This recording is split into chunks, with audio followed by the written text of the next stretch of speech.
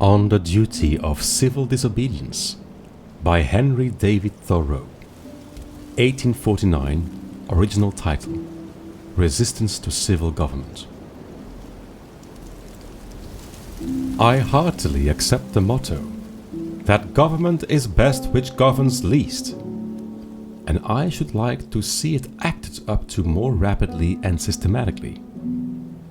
Carried out, it finally amounts to this, which also I believe, that government is best which governs not at all. And when men are prepared for it, that will be the kind of government which they will have.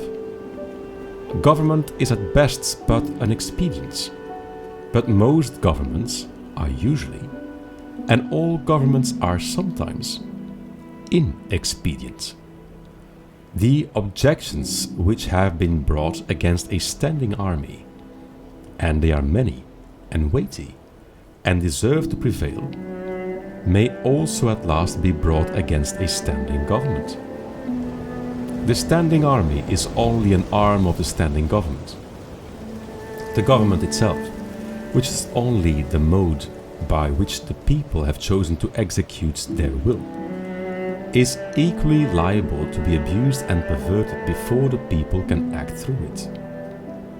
Witness the present Mexican War, the work of comparatively a few individuals using the standing government as their tool. For in the outset, the people would not have consented to this measure. This American government, what is it but a tradition, though a recent one, endeavoring to transmit itself unimpaired to posterity, but each instant losing some of its integrity? It has not the vitality and force of a single living man, for a single man can bend it to his will. It is a sort of wooden gun to the people themselves, and if ever they should use it in earnest as a real one against each other, it will surely split. But it is not the less necessary for this, for the people must have some complicated machinery or other, and hear its din to satisfy that idea of government which they have. Governments show thus how successfully men can be imposed on, even impose on themselves, for their own advantage. It is excellent, we must all allow, and yet this government never of itself furthered any enterprise, but by the alacrity with which it got out of its way. It does not keep the country free.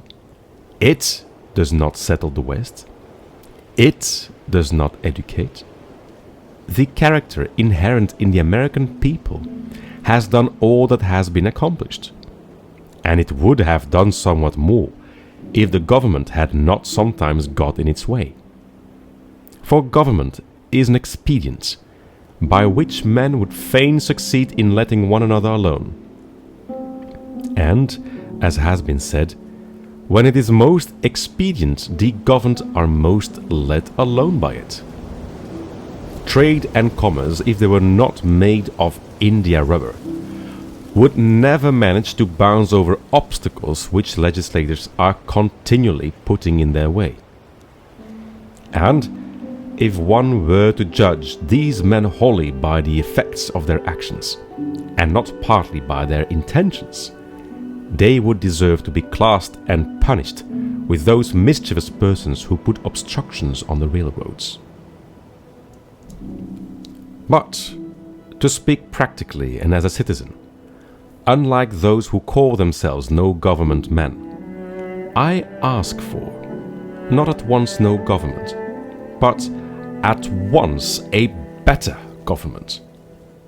Let every man make known what kind of government would command his respect, and that will be one step toward obtaining it. After all, the practical reason why, when the power is once in the hands of the people, a majority are permitted, and for long periods continue, to rule is not because they are most likely to be in the right, nor because this seems fairest to the minority, but because they are physically the strongest. But a government in which the majority rule in all cases cannot be based on justice, even as far as men understand it. Can there not be a government in which the majorities do not virtually decide right and wrong, but conscience? In which majorities decide only those questions to which the rule of expediency is applicable? Must the citizen ever, for a moment, or in the least degree, resign his conscience to the legislator? Why has every man a conscience then? I think that we should be men first, and subjects afterward. It is not desirable to cultivate a respect for the law, so much as for the right. The only obligation which I have a right to assume is to do at any time what I think right. It is truly enough said that a corporation has no conscience. But a corporation of conscientious men is a corporation with a conscience.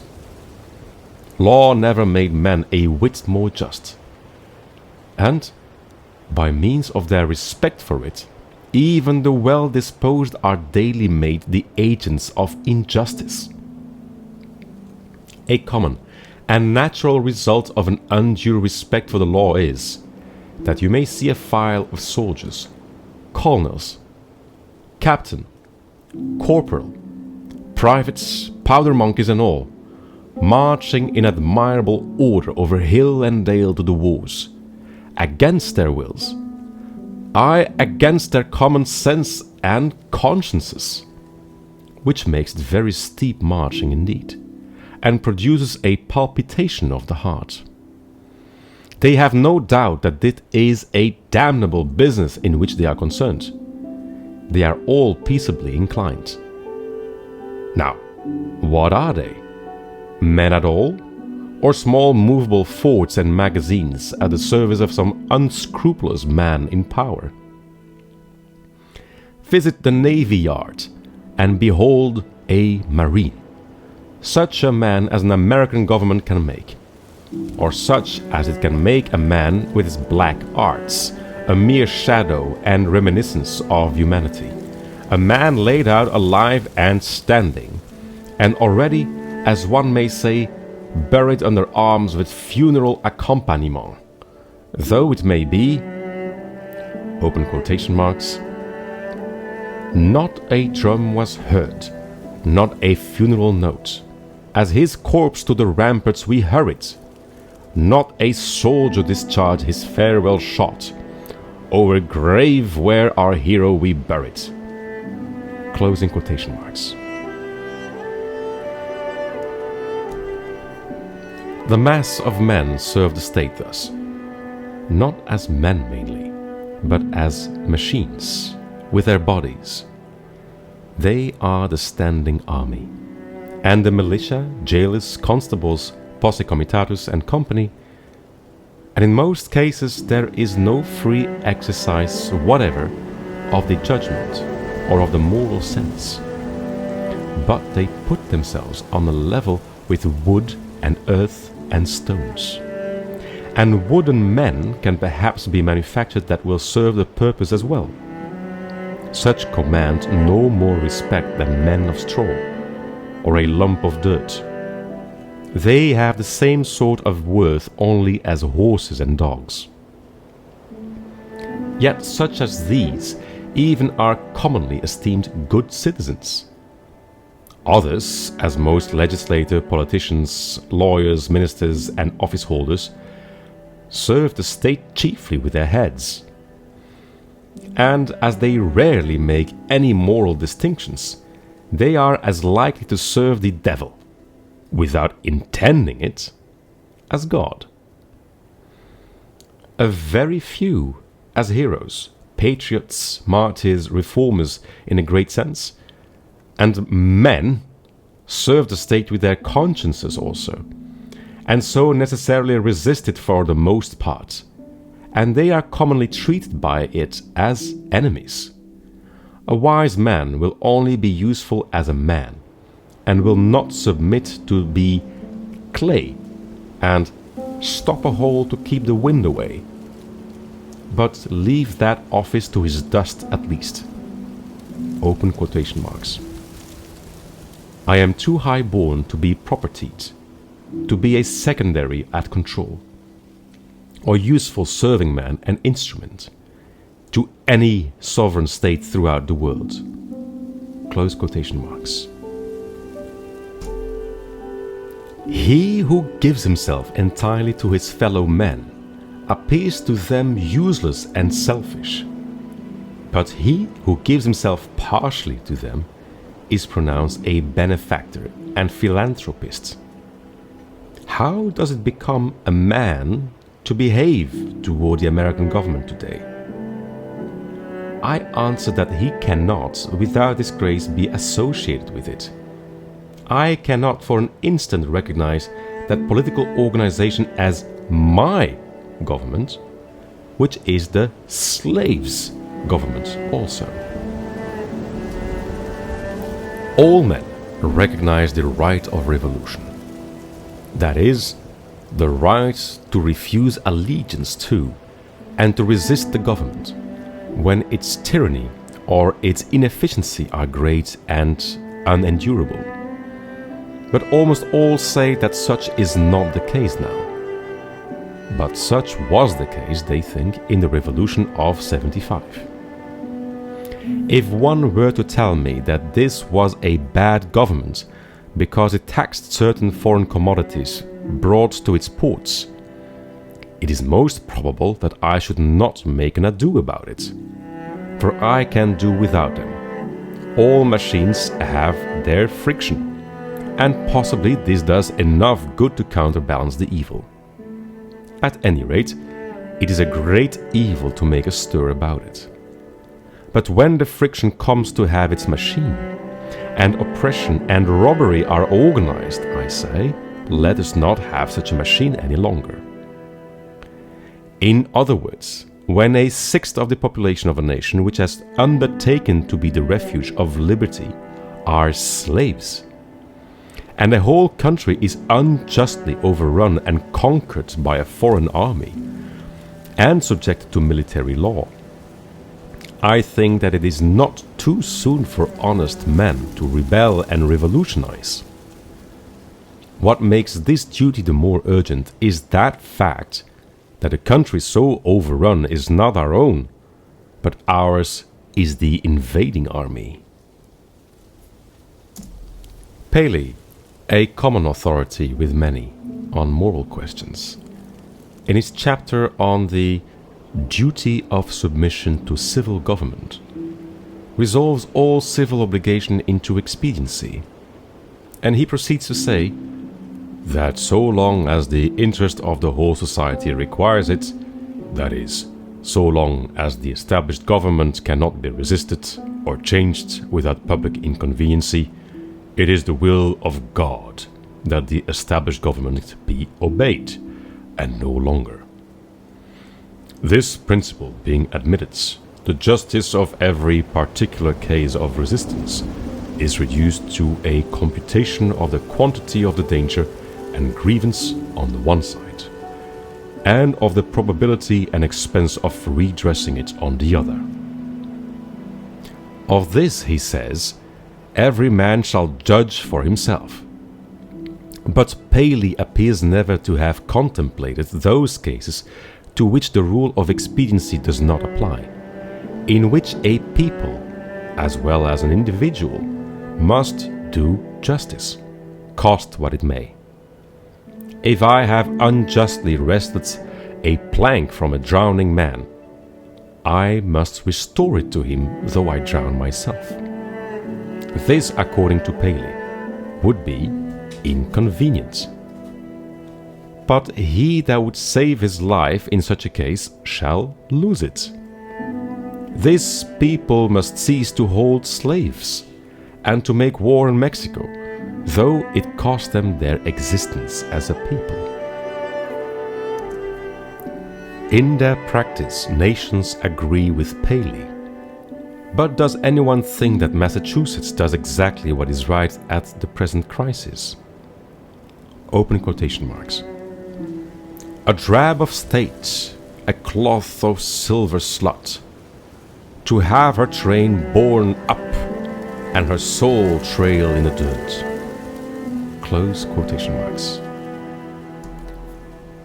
Practically speaking, the opponents to reform in Massachusetts are not 100,000 politicians at the South, but 100,000 merchants and farmers here, who are more interested in commerce and agriculture than they are in humanity, and are not prepared to do justice to the slave and to Mexico, cost what it may.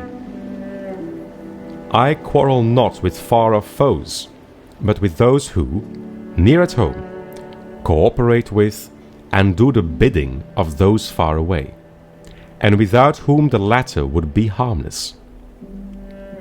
We are accustomed to say that the mass of men are unprepared. But improvement is slow, because the few are not materially wiser or better than the many. It is not so important that many should be as good as you, as that there be some absolute goodness somewhere, for that will leaven the whole lump.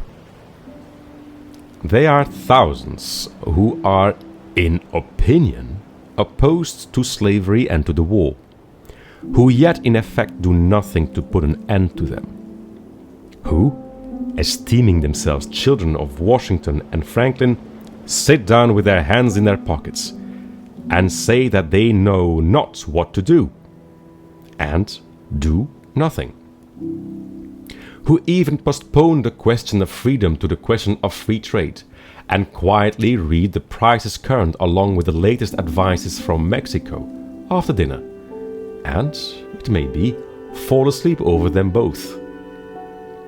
What is the price current of an honest man and patriot today? They hesitate, and they regret, and sometimes they petition. But they do nothing in earnest and with effect. They will wait, well disposed, for others to remedy the evil, that they may no longer have it to regret. At most, they give only a cheap vote, and a feeble countenance and Godspeed to the right, as it goes by them. There are 999 patrons of virtue to one virtuous man. But it is easier to deal with the real possessor of a thing than with the temporary guardian of it. All voting is a sort of gaming, like checkers or backgammon, with a slight moral tinge to it, a playing with right and wrong, with moral questions, and betting naturally accompanies it. The character of the voters is not staked. I cast my vote, perchance, as I think right, but I'm not vitally concerned that that right should prevail. I'm willing to leave it to the majority. Its obligation, therefore, never exceeds that of expediency. Even voting for the right is doing nothing for it. It is only expressing to men feebly your desire that it should prevail. A wise man will not leave the right to the mercy of chance, nor wish it to prevail through the power of the majority. There is but little virtue in the action of masses of men. When the majority shall at length vote for the abolition of slavery, it will be because they are indifferent to slavery, or because there is but little slavery left to be abolished by their vote. They will then be the only slaves. Only his vote can hasten the abolition of slavery, who asserts his own freedom by his vote.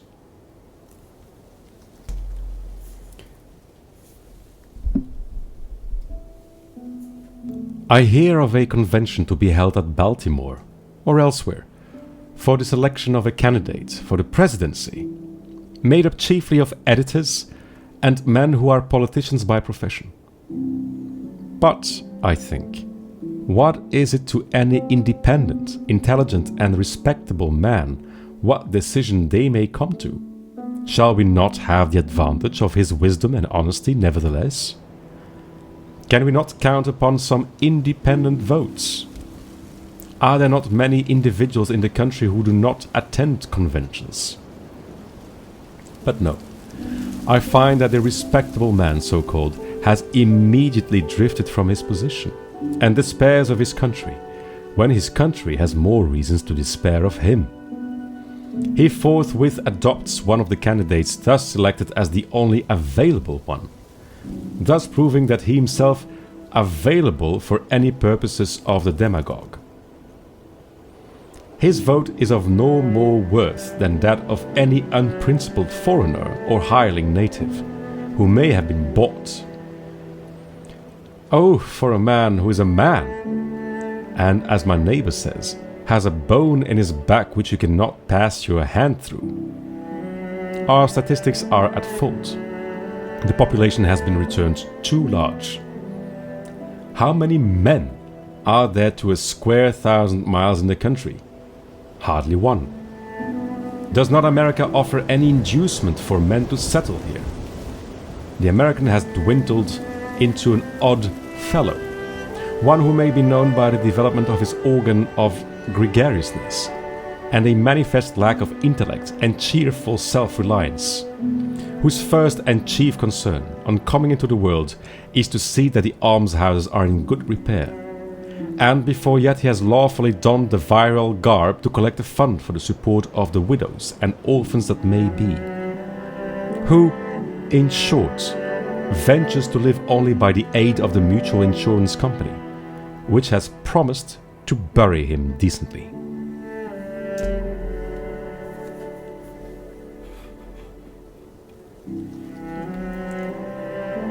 It is not a man's duty, as a matter of course, to devote himself to the eradication of any, even the most enormous wrong.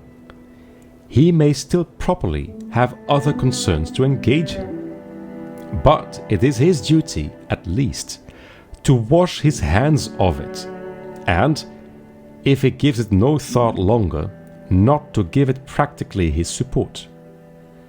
If I devote myself to other pursuits and contemplations, I must first see at least that I do not pursue them sitting upon another man's shoulder.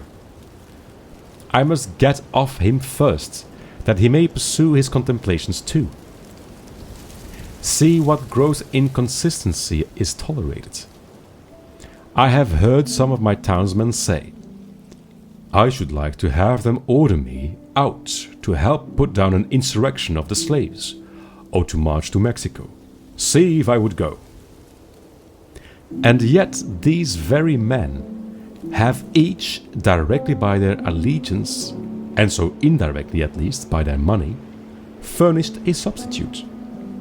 The soldier is applauded who refuses to serve in an unjust war by those who do not refuse to sustain the unjust government which makes the war. Is applauded by those whose own act and authority he disregards and sets at naught, as if the state were penitent to that degree that it hired one to scourge it while it sinned, but not to that degree that it left off sinning for a moment. Thus, under the name of order and civil government, we are all made at last to pay homage to and support our own meanness. After the first blush of sin comes its indifference, and from immoral it becomes, as it were, unmoral, and not quite unnecessary to that life which we have made.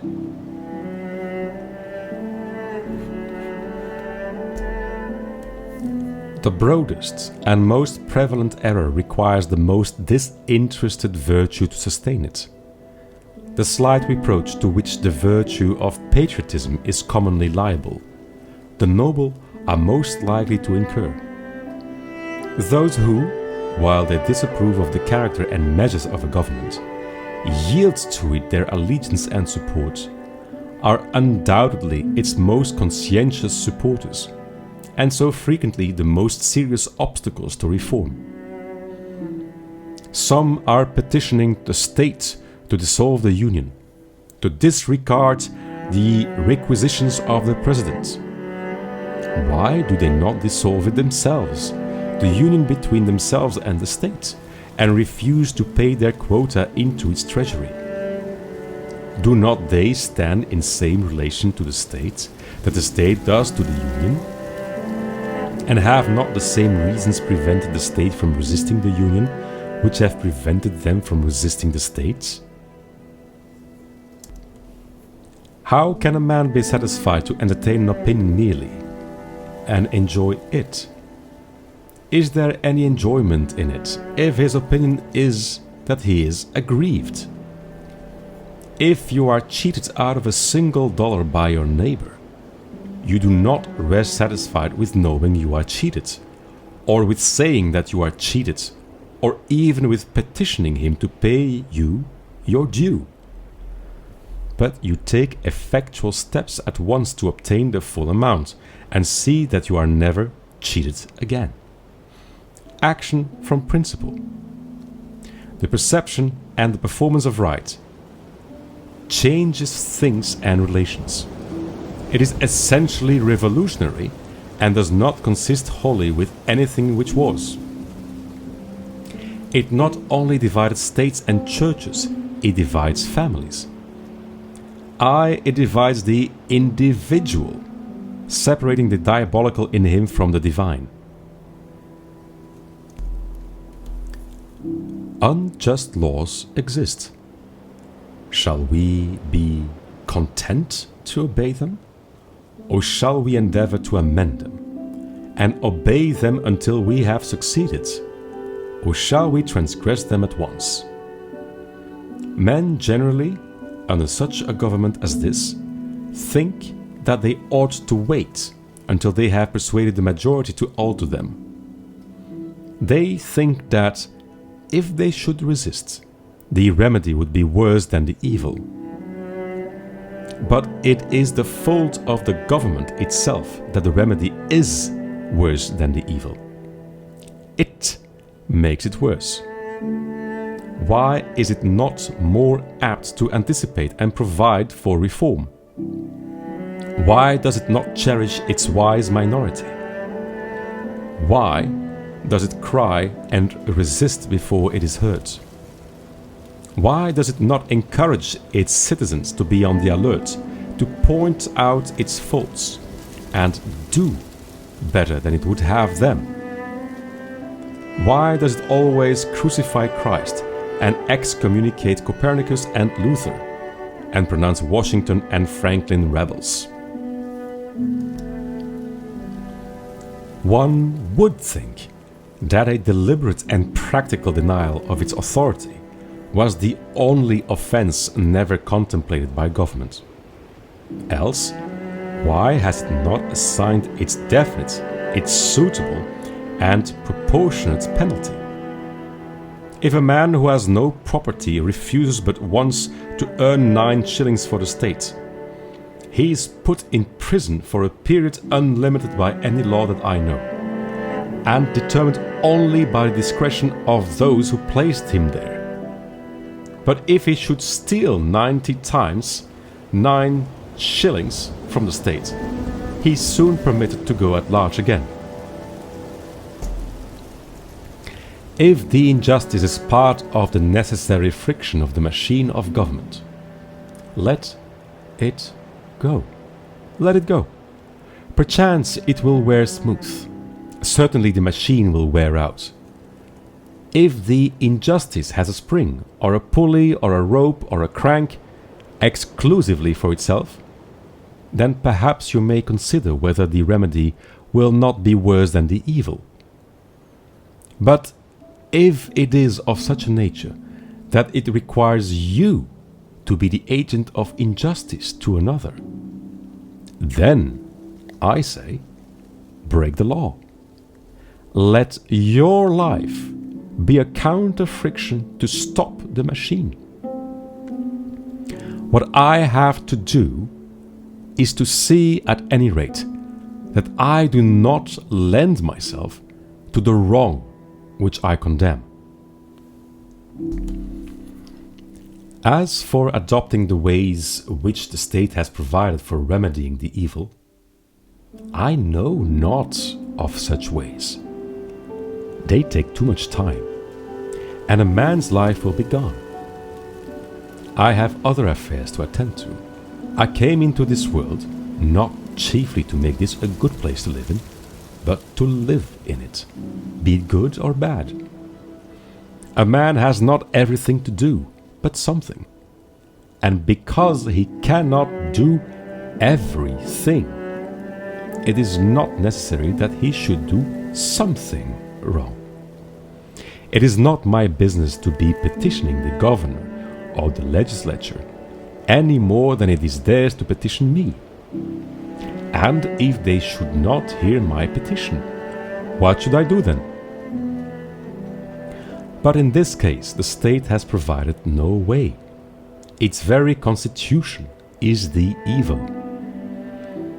This may seem to be harsh and stubborn and unconciliatory, but it is to treat with the utmost kindness and consideration the only spirit that can appreciate or deserves it. So is all change for the better, like birth and death, which convulse the body.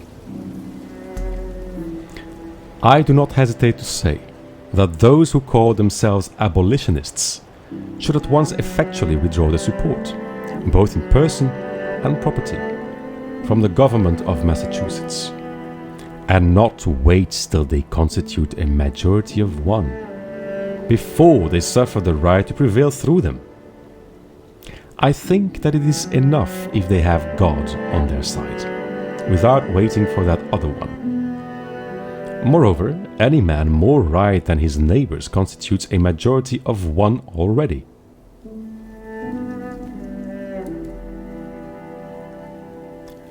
I meet this American government, or its representative, the state government, directly and face to face, once a year, no more, in the person of its tax gatherer. This is the only mode in which a man situated as I am necessarily meets it. And he then says distinctly, "Recognize me." And the simplest, the most effectual, and, in the present posture of affairs, the indispensablest mode of treating with it on this head, of expressing your little satisfaction with and love for it, is to deny it then. My civil neighbor, the tax gatherer, is the very man I have to deal with. For it is, after all, with men and not with parchments that I quarrel. And he has voluntarily chosen to be an agent of the government. How shall he ever know well what he is and does as an officer of the government, or as a man, until he is obliged to consider whether he shall treat me, his neighbor, for whom he has respect, as a neighbor and well-disposed man, or as a maniac and disturber of the peace, and see if he can get over this obstruction to his neighborliness without a ruder and more impetuous thought or speech corresponding with his action. I know this well, that if 1,000, if 100, if 10 men whom I could name, if 10 honest men only, aye, if one honest man in this state of Massachusetts, ceasing to hold slaves, were actually to withdraw from his co-partnership and be locked up in the county jail therefore, it would be the abolition of slavery in America. For it matters not how small the beginning may seem to be. What is once well done is done forever. But we love better to talk about it. That, we say, is our mission.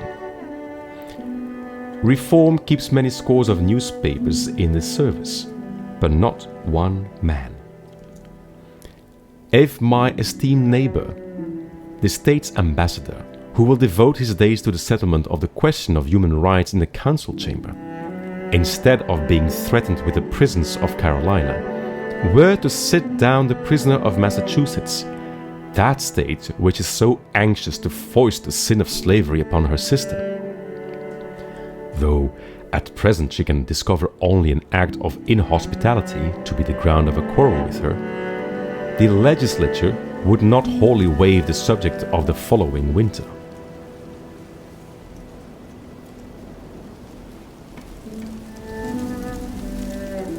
Under a government which imprisons any unjustly, the true place for a just man is also a prison.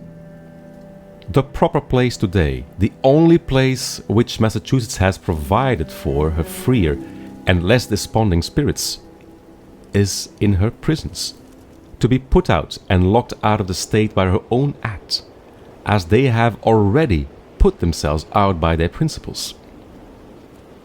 It is there that the fugitive slave, and the Mexican prisoner on parole, and the Indian come to plead the wrongs of his race, should find them. On that separate but more free and honorable ground, where the state places those who are not with her, but against her, the only house in a slave state in which a free man can abide with honor. If anything, that their influence would be lost there, and their voices no longer afflict the ear of the state, that they would not be as an enemy within its walls, they do not know by how much truth is stronger than error, nor how much more eloquently and effectively he can combat injustice who has experienced a little in his own person. Cast your whole vote, not a strip of paper merely, but your whole influence. A minority is powerless while it conforms to the majority. It is not even a minority then, but it is irresistible when it clogs by its whole weight. If the alternative is to keep all just men in prison, or give up war and slavery, the state will not hesitate which to choose. If 1,000 men were not to pay their tax bills this year, that would not be a violent and bloody measure, as it would be to pay them, and enable the state to commit violence and shed innocent blood.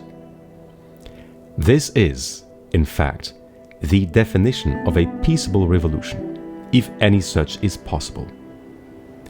If the tax gatherer or any other public officer asks me, as one has done, "But what shall I do?" my answer is, if you really wish to do anything, resign your office.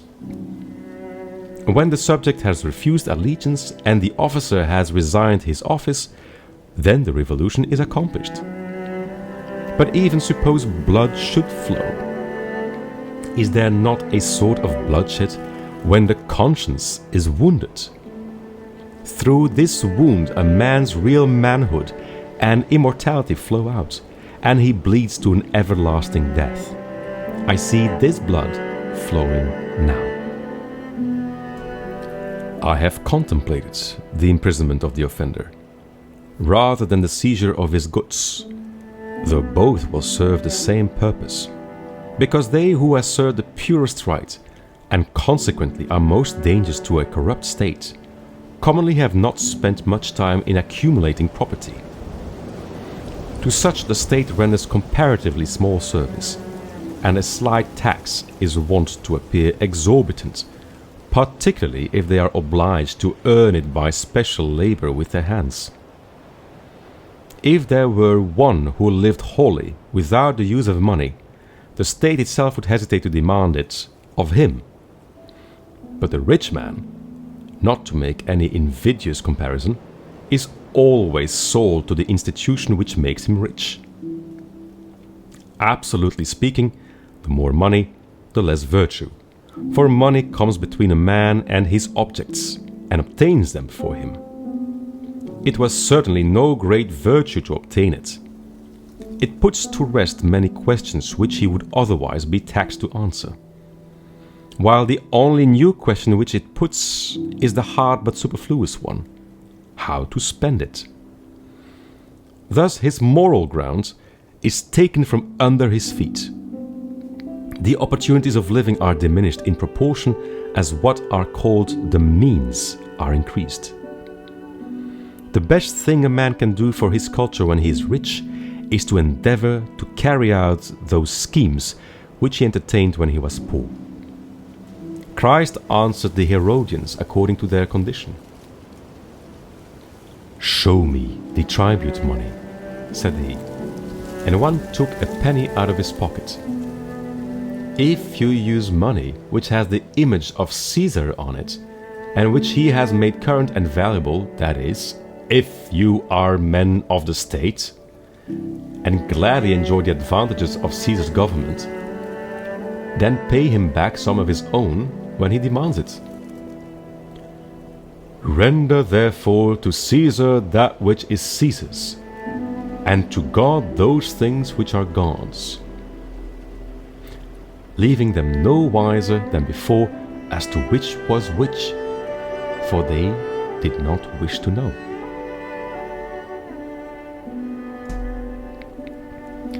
When I converse with the freest of my neighbors, I perceive that, whatever they may say about the magnitude and seriousness of the question, and their regard for the public tranquility, the long and the short of the matter is that they cannot spare the protection of the existing government, and they dread the consequences of disobedience to their property and families. For my own part, I should not like to think that I ever rely on the protection of the state. But if I deny the authority of the state when it presents its tax bill, it will soon take and waste all my property, and so harass me and my children without end. This is hard. This makes it impossible for a man to live honestly and at the same time comfortably in outward respects. It will not be worth the while to accumulate property. That would be sure to go again. You must hire or squat somewhere, and raise but a small crop, and eat that soon. You must live within yourself and depend upon yourself, always tucked up and ready for a start, and not have many affairs. A man may grow rich in Turkey even, if he will be, in all respects, a good subject of the Turkish government. Confucius said, "If a state is governed by the principles of reason, poverty and misery are subjects of shame. If a state is not governed by the principles of reason, riches and honors are the subjects of shame." No, until I want the protection of Massachusetts to be extended to me in some distant southern port where my liberty is endangered, or until I am bent solely on building up an estate at home by peaceful enterprise, I can afford to refuse allegiance to Massachusetts and her right to my property and life. It costs me less in every sense to incur the penalty of disobedience to the state than it would to obey. I should feel as if I were worth less in that case. Some years ago, the state met me in behalf of the church and commanded me to pay a certain sum toward the support of a clergyman whose preaching my father attended, but never I myself. "Pay it," it said, "or be locked up in the jail." I declined to pay, but unfortunately another man saw fit to pay it. I did not see why the schoolmaster should be taxed to support the priest, and not the priest the schoolmaster. For I was not the state's schoolmaster, but I supported myself by voluntary subscription. I did not see why the Lyceum should not present its tax bill, and have the state to back its demand as well as the church. However, at the request of the selectmen, I condescended to make some such statement as this in writing. "Know all men by these presents that I, Henry Thoreau, do not wish to be regarded as a member of any incorporated society which I have not joined." This I gave to the town clerk, and he has it. The state, having thus learned that I did not wish to be regarded as a member of that church, has never made a like demand on me since, though it said that it must adhere to its original presumption that time. If I had known how to name them, I should then have signed off in detail from all the societies which I never signed on to. But I did not know where to find such a complete list.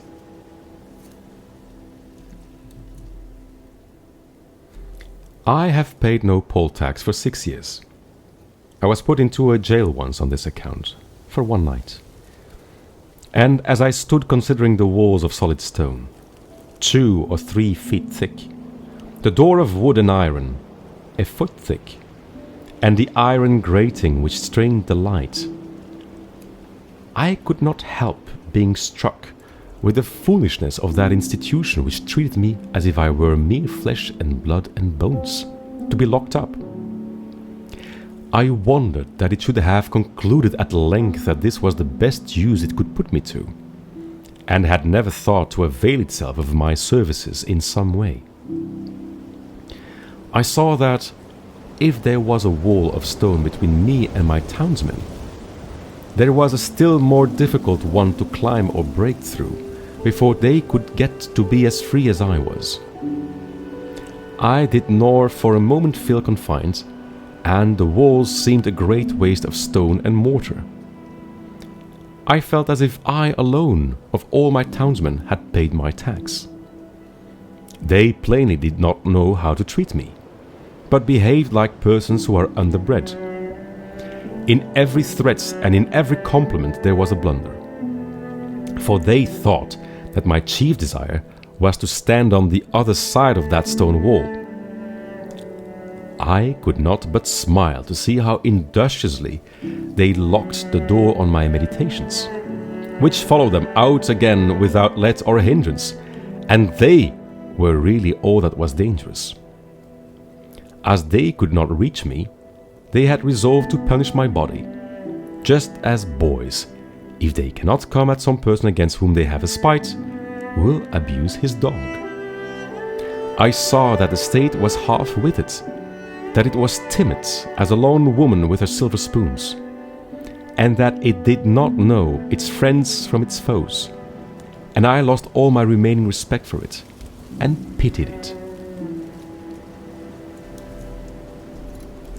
Thus the state never intentionally confronts a man's sense, intellectual or moral, but only his body, his senses. It is not armed with superior wit or honesty, but with superior physical strength. I was not born to be forced. I will breathe after my own fashion. Let us see who is the strongest. What force has a multitude? They only can force me who obey a higher law than I. They force me to become like themselves. I do not hear of men being forced to live this way or that by masses of men. What sort of life were that to live? When I meet a government which says to me, "Your money or your life," why should I be in haste to give it my money? It may be in a great strait and not know what to do. I cannot help that. It must help itself. Do as I do. It is not worth the while to snivel about it. I am not responsible for the successful working of the machinery of society.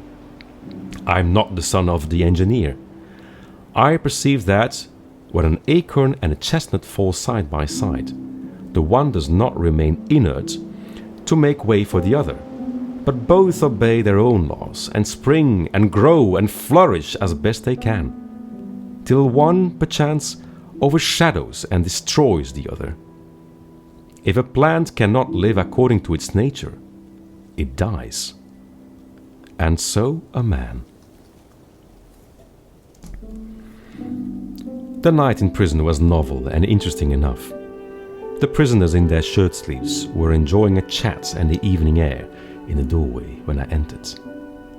But a jailer said, "Come, boys, "It is time to lock up."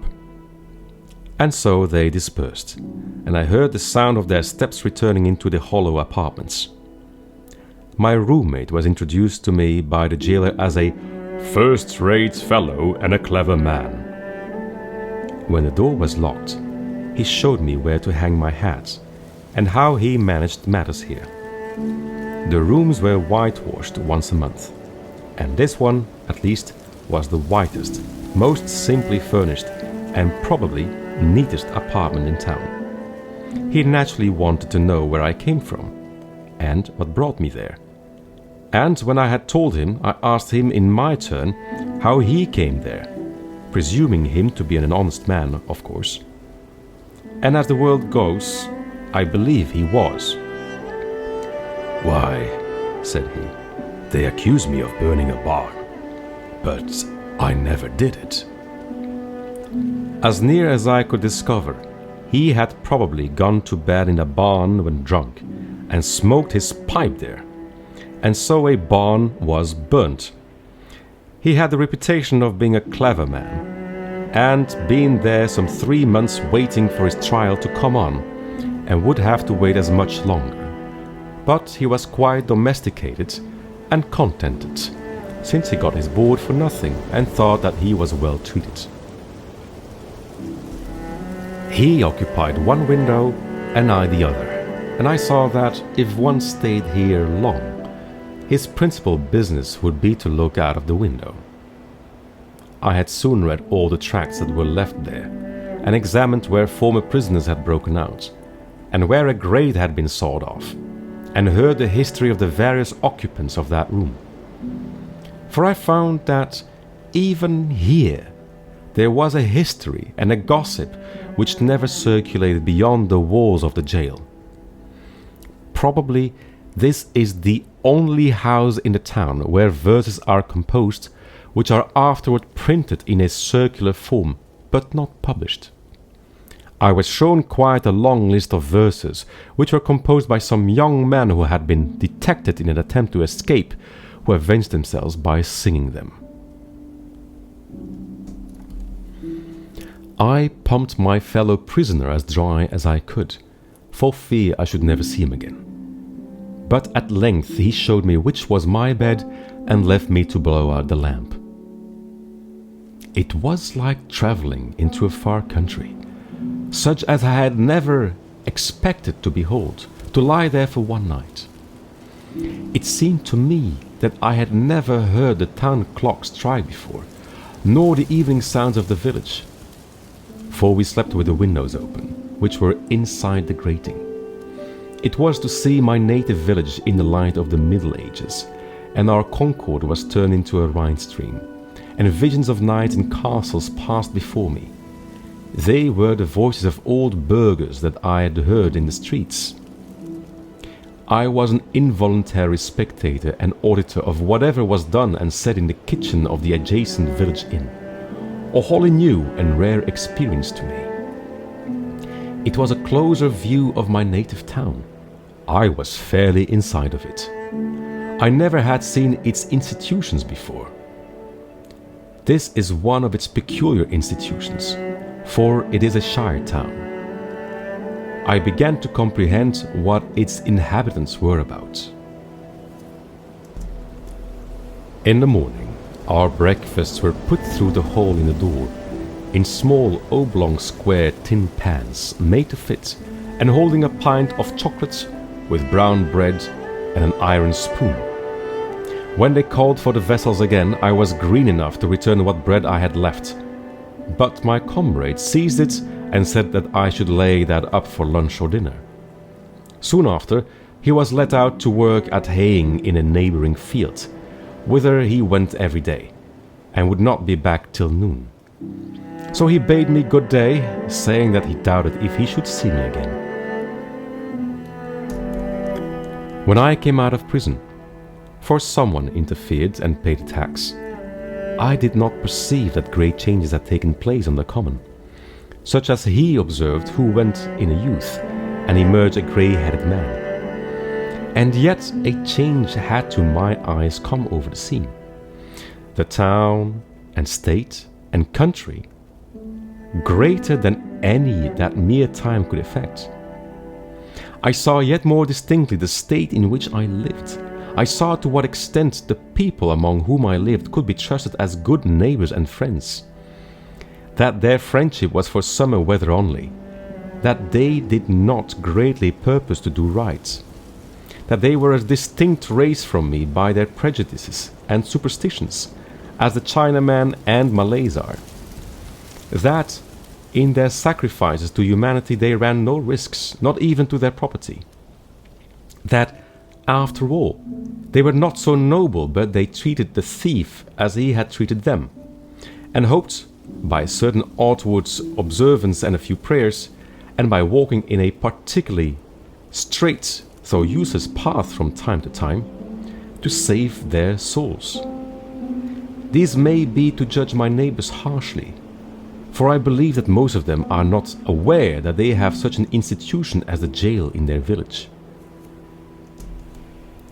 It was formerly the custom in our village, when a poor debtor came out of jail, for his acquaintances to salute him, looking through their fingers, which were crossed to represent the grating of a jail window. "How do you do?" My neighbors did not thus salute me, but first looked at me and then at one another, as if I had returned from a long journey. I was put into jail as I was going to the shoemaker's to get a shoe which was mended.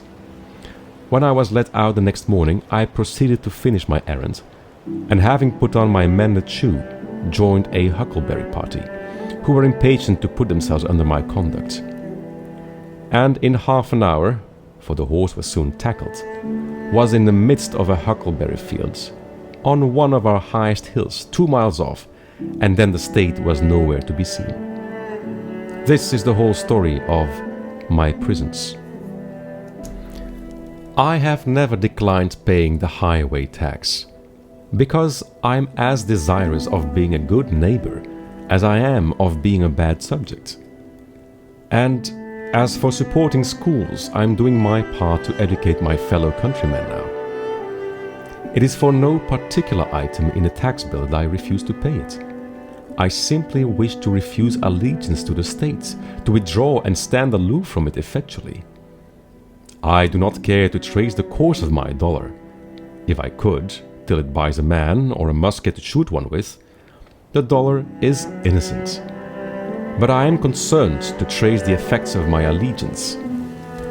In fact, I quietly declare war with the state, after my fashion, though I will still make use and get what advantages of her I can, as is usual in such cases. If others pay the tax which is demanded of me, from a sympathy with the state, they do but what they have already done in their own case, or rather they abet injustice to a greater extent than the state requires. If they pay the tax from a mistaken interest in the individual taxed, to save his property or prevent his going to jail, it is because they have not considered wisely how far they let their private feelings interfere with the public good. This, then, is my position at present. But one cannot be too much on his guard in such a case, lest his actions be biased by obstinacy or an undue regard for the opinions of men. Let him see that he does only what belongs to himself and to the hour. I think sometimes, why, these people mean well. They are only ignorant. They would do better if they knew how. Why give your neighbors this pain to treat you as they are not inclined to? But I think again, this is no reason why I should do as they do, or permit others to suffer much greater pain of a different kind. Again, I sometimes say to myself, when many millions of men, without heat, without ill will, without personal feeling of any kind, demand of you a few shillings only, without the possibility, such is their constitution, of retracting or altering their present demand, and without the possibility on your side of appeal to any other millions, why expose yourself to this overwhelming brute force? You do not resist cold and hunger, the winds and the waves, thus obstinately. You quietly submit to 1,000 similar necessities. You do not put your head into the fire, but just in proportion as I regard this as not wholly a brute force, but partly a human force, and consider that I have relations to those millions as to many millions of men, and not of mere brutes or inanimate things, I see that appeal is possible, first and instantaneously from them to the maker of them, and secondly from them to themselves. But if I put my head deliberately into the fire, there is no appeal to fire or to the maker of fire, and I have only myself to blame. If I could convince myself that I have any right to be satisfied with men as they are, and to treat them accordingly, and not according, in some respects, to my requisitions and expectations of what they and I ought to be, then, like a good Mussulman and fatalist, I should endeavor to be satisfied with things as they are, and say it is the will of God. And above all, there is this difference between resisting this and a purely brute or natural force, that I can resist this with some effect. But I cannot expect, like Orpheus, to change the nature of the rocks and trees and beasts. I do not wish to quarrel with any man or nation. I do not wish to split hairs, to make fine distinctions, or set myself up as better than my neighbors. I seek rather, I may say, even an excuse for conforming to the laws of the land. I am but too ready to conform to them. Indeed, I have reason to suspect myself on this head. And each year, as the tax gatherer comes around, I find myself disposed to review the acts and position of the general and state governments, and the spirit of the people to discover a pretext for conformity. Open quotation marks.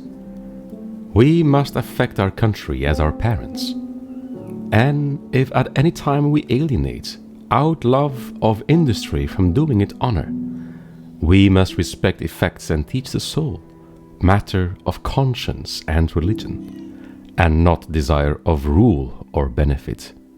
Close quotation marks. I believe that the state will soon be able to take all my work of this sort out of my hands, and then I shall be no better patriot than my fellow countrymen. Seen from a lower point of view, the Constitution, with all of its faults, is very good. The law and the courts are very respectable. Even this state and this American government are, in many respects, very admirable, and rare things to be thankful for, such as a great many have described them. Seen from a higher still, and the highest, who shall say what they are, or that they are worth looking at or thinking of at all? However, the government does not concern me much, and I shall bestow the fewest possible thoughts on it. It is not many moments that I live under a government, even in this world. If a man is thought-free, fancy-free, imagination-free, that which is not, never for a long time appearing to be to him, unwise rulers or reformers cannot fatally interrupt him. I know that most men think differently from myself, but those whose lives are by profession devoted to the study of these or kindred subjects content me as little as any. Statesmen and legislators, standing so completely within the institution, never distinctly and nakedly behold it. They speak of moving society, but have no resting place without it. They may be men of a certain experience and discrimination, and have no doubt invented ingenious and even useful systems, for which we sincerely thank them. but all their wit and usefulness lie within certain not very wide limits. They are wont to forget that the world is not governed by policy and expediency. Webster never goes behind government, and so cannot speak with authority about it. His words are wisdom to those legislators who contemplate no essential reform in the existing government. But for thinkers, and those who legislate for all time, he never once glances at the subject. I know of those whose serene and wise speculations on this theme would soon reveal the limits of his mind's range and hospitality.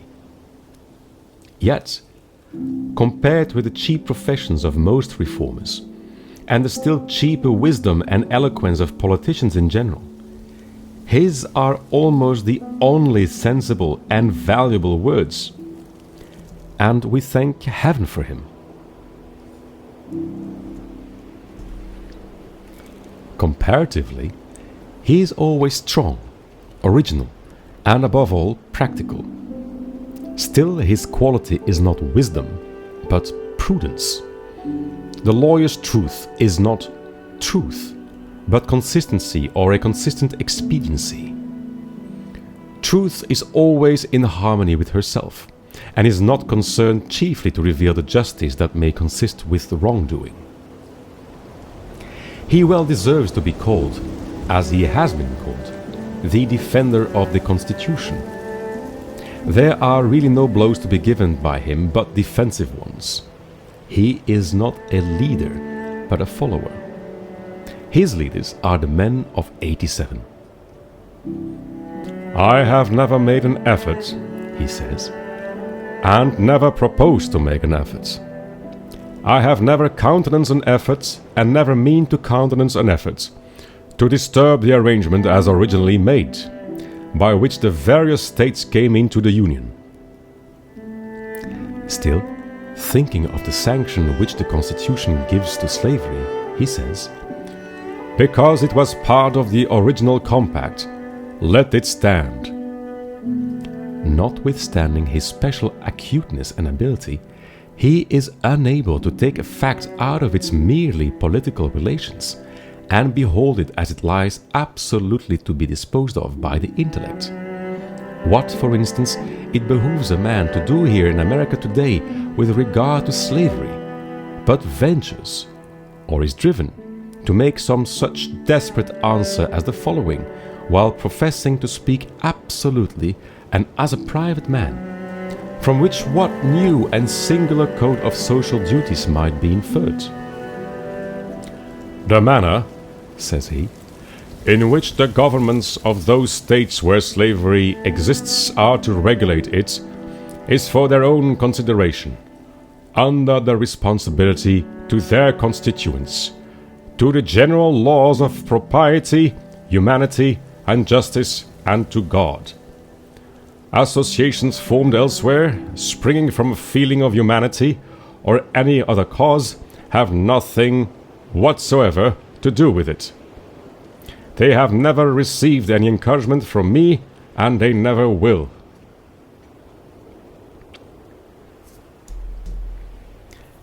They who know of no purer sources of truth, who have traced up its stream no higher, stand, and wisely stand, by the Bible and the Constitution, and drink at it there with reverence and humanity. But they who behold where it comes trickling into this lake or that pool, gird up their loins once more, and continue their pilgrimage toward its fountainhead. No man with a genius for legislation has appeared in America. They are rare in the history of the world. There are orators, politicians, and eloquent men by the thousand. But a speaker has not yet opened his mouth to speak who is capable of settling the much vexed questions of the day. We love eloquence for its own sake, and not for any truth which it may utter, or any heroism it may inspire. Our legislators have not yet learned the comparative value of free trade and of freedom, of union and of rectitude to a nation. They have no genius or talent for comparatively humble questions of taxation and finance, commerce and manufactures and agriculture. If we were left solely to the wordy wits of legislators in Congress for our guidance, uncorrected by the seasonable experience and the effectual complaints of the people, America would not long retain her rank among the nations. For 1800 years, though perchance I have no right to say it, the New Testament has been written. Yet where is the legislator who has wisdom and practical talent enough to avail himself of the light which it sheds on the science of legislation? The authority of government, even such as I am willing to submit to, for I will cheerfully obey those who know and can do better than I, and in many things even those who neither know nor can do so well, is still an impure one. To be strictly just, it must have the sanction and consent of the governed.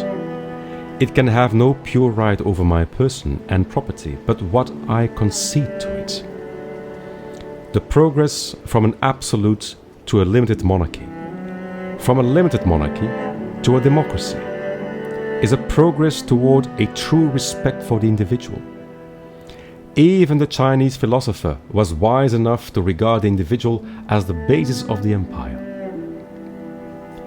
Is a democracy, such as we know it, the last improvement possible in government?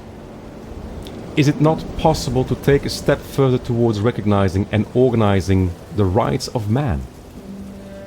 There will never be a really free and enlightened state until the state comes to recognize the individual as a higher and independent power, from which all its own power and authority are derived, and treats him accordingly.